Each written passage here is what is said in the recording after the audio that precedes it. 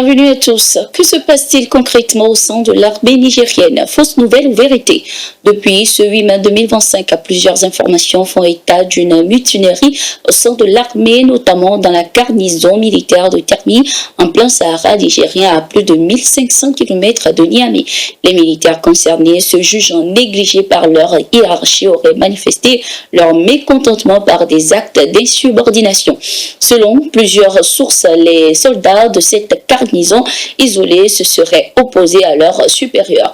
Les mutins auraient pris en otage des officiers, dont le commandant de la garnison et un sergent-chef.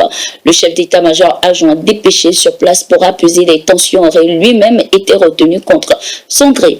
Les insurgés réclameraient l'intervention personnelle du ministre de la Défense pour résoudre ce différend.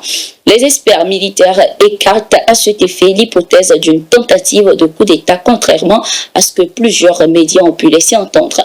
Les autorités locales affirment que ces événements n'affectent en rien la stabilité du pays, ni la sécurité des populations civiles, ni le soutien de ses forces à la transition.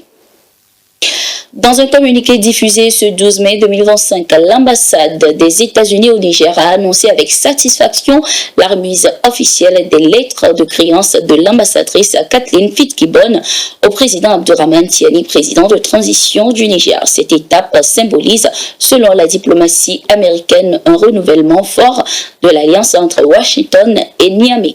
Les deux pays unissent leurs efforts autour d'objectifs communs, la sécurité des populations, la stabilité sahélienne et l'essor des échanges économiques.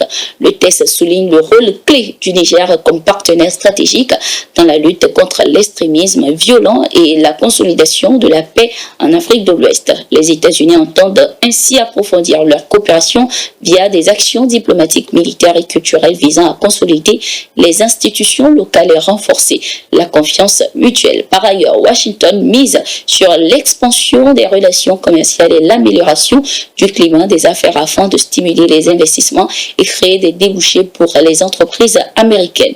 Des programmes ciblés et un dialogue permanent soutiendront cette dynamique profitable aux deux nations, conclut le communiqué.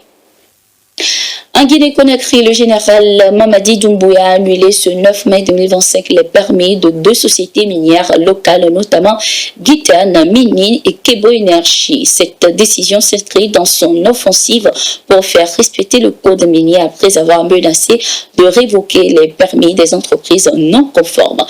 Pour l'heure, aucun argument précis n'a été avancé pour justifier le retrait des permis d'exploitation de ces entreprises. Cependant, le général Mamadi Doumbouya avait déjà ordonné le retrait des permis des compagnies minières ne respectant pas le code minier du pays sans plus de détails. En parallèle, le gouvernement guinéen étudie également une interdiction d'exporter de l'or brut en lien avec l'ouverture prochaine d'une raffinerie nationale. Depuis son coup d'État en 2021, Mamadi Doumbouya mise sur la souveraineté minière, mais les experts et les ONG dénoncent des retombées inéquitables, des infrastructures défaillantes et une corruption endémique. Le bras de fer avec les investisseurs s'intensifie à cet effet. Diplomatie à l'occasion des commémorations du 80e anniversaire de la grande victoire russe, le président du Burkina Faso, le capitaine Ibrahim Traoré, s'est entretenu dans la soirée du 10 mai 2025 avec les membres de l'ambassade du Burkina Faso à Moscou. Dans une allocution empreinte de solennité, le chef de l'État a rendu hommage au développement du corps diplomatique, saluant ainsi son action inlassable en faveur du resserrement des liens bilatéraux avec la Russie et de l'illustration du prestige de la patrie des hommes intègres. Incarnez par vos discours et vos actes la grandeur de notre nation en exactant ses valeurs immémoriables, a-t-il exhorté, plaçant la diplomatie sous le triple signe du patriotisme, de l'honneur et d'une fierté nationale indéfectible. Par ces mots, le président Traoré a non seulement galvanisé les représentants de la patrie lointaine, mais aussi réaffirmer l'ancrage du Burkina Faso dans une coopération exigeante et fraternelle avec la Fédération de Russie.